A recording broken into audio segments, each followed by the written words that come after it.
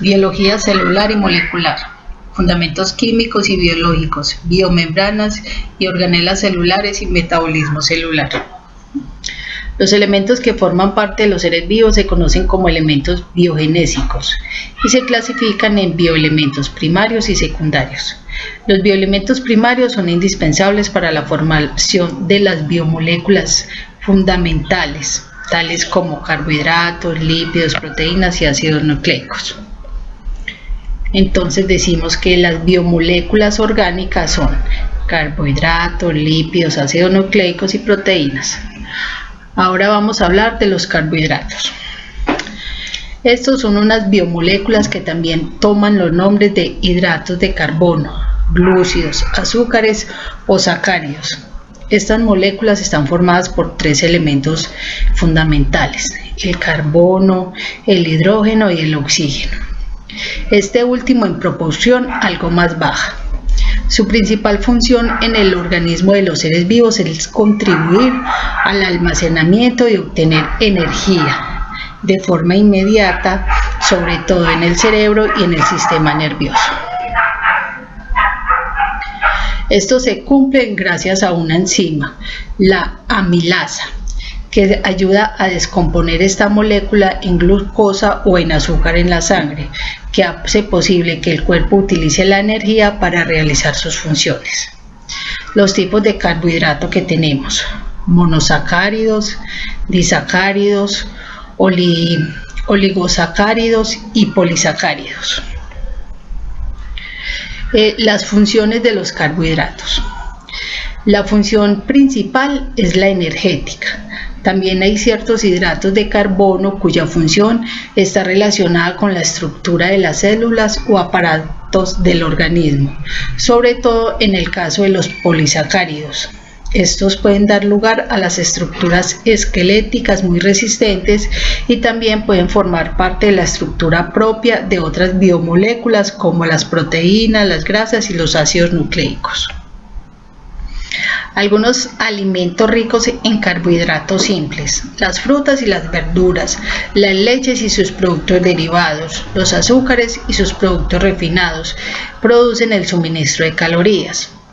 En cuanto a los carbohidratos complejos, se incluyen alimentos como legumbres, verduras ricos en almidón y panes, y otros productos que incluyan cereales integrales. Acá vemos algunos ejemplos de la estructura molecular de algunos carbohidratos, como la glucosa, la ribosa, la fructosa y la desoxirribosa.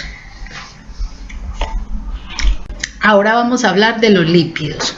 Los lípidos son el conjunto de moléculas orgánicas, la mayoría biomoléculas, que están constituidas principalmente por carbono e hidrógeno y en menor medida por oxígeno. También pueden contener fósforo, azufre y nitrógeno. Las podemos llamar incorrectamente grasas. Una de las funciones en el organismo viviente es energético, como los triglicéridos, estructural, como los fosfolípidos de las bicapas, y reguladora, como las hormonas esteroides. La mayoría de los lípidos tienen algún tipo de carácter no polar, es decir, poseen una gran parte apolar, lo que significa que no interactúan bien con los solventes polares como el agua, pero sí con la gasolina, el éter o el cloroformo. Otra parte de su estructura es polar o tenderá a asociarse con solventes polares como el agua. Cuando una molécula tiene una región hidrófoba y la otra hidrófila, se dice que tiene carácter de antipático. La clasificación de los lípidos. Son un grupo muy heterogéneo que usualmente se subdividen en dos, atendiendo a que poseen en su composición ácidos grasos, que son los lípidos saponificables, o no la poseen los lípidos insaponificables. Lípidos saponificables son los semejantes a las ceras y a las grasas y tienen enlaces éster y pueden hidrolizarse. Simples son los que contienen carbono, hidrógeno y oxígeno. complejos son los lípidos que, además de contener en su molécula carbono, hidrógeno y oxígeno, contienen otros elementos como nitrógeno, fósforo, azufre u otra biomolécula como un glúcido. Los lípidos insaponificables, estos no tienen enlaces éster y no pueden hidrolizarse. Ahora vamos a ver las funciones biológicas de los lípidos. Las funciones son de reserva energética, estructural, reguladora, hormona o de comunicación celular, transportadora, biocatalizadora y térmica. Podemos clasificar los alimentos según la abundancia relativa en cada uno de los tipos de grasas. Alimentos ricos en grasas saturadas: manteca, tocino, mantequilla, nata, yema de huevo, carne magra, leche, aceite de coco. Alimentos ricos en ácidos grasos monoinsaturados: oleico, omega 9, aceites de oliva, de semillas, frutos secos, almendras y el aguacate. Ácidos grasos poliinsaturados condicionalmente esenciales: omega 3, pescado y aceite de pescado, algas, alimentos como lácteos, enriquecidos en omega 3. Ácidos araquidónico, omega 6, grasa animal, ácidos grasos y poliinsaturados esenciales, aceites vegetales, omega 6, aceites de maíz, girasol, soja, semillas de uva. Alimentos ricos en fosfolípidos, carnes y huevos. Alimentos ricos en colesterol: sesos de ternera, yema de huevo, riñón del cerdo, hígado del cerdo, carne de ternera. Acá vemos la estructura de algunos ejemplos de lípidos. Ahora vamos a hablar de los ácidos nucleicos. Son las biomoléculas portadoras de la información genética. Son biopolímeros de elevado peso molecular formados por otras subunidades estructurales o monómeros, denominados nucleótidos. Son macromoléculas formadas por polímeros lineales de nucleótidos, unidos por enlaces éster de fosfato, sin periodicidad aparente. Están formados por largas cadenas de nucleótidos, enlazados entre sí por el grupo de fosfato. El grado de polimerización puede llegar a ser altísimo, siendo las moléculas más grandes que se conocen, con moléculas constituidas por centenares de millones de nucleótidos en una sola estructura covalente. Estos constituyen el depósito de información de todas las secuencias de aminoácidos de todas las proteínas de la célula. Existe una correlación entre ambas secuencias llamada código genético. Tipos de ácidos nucleicos tenemos, que es el ADN y el ARN. El ADN se encuentra residiendo en el núcleo celular y algunos organelos, y el ARN actúa en el citoplasma. Ahora vamos a hablar de la estructura de los ácidos nucleicos. Los ácidos nucleicos son biopolímeros formados a partir de unidades llamadas monómeros, que son los nucleótidos.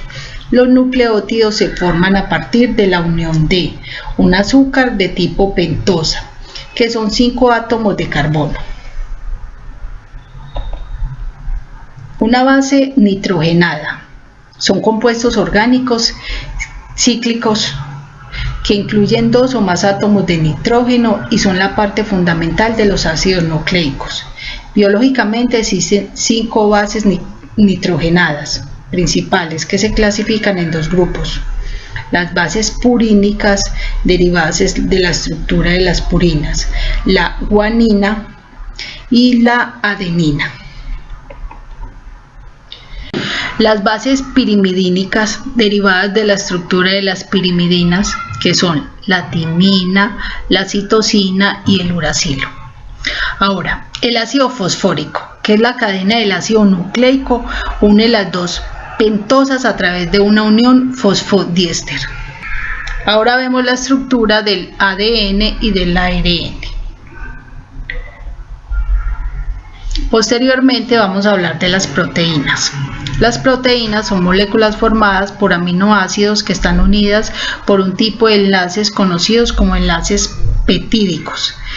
El orden y la disposición de los aminoácidos depende del código genético de cada persona.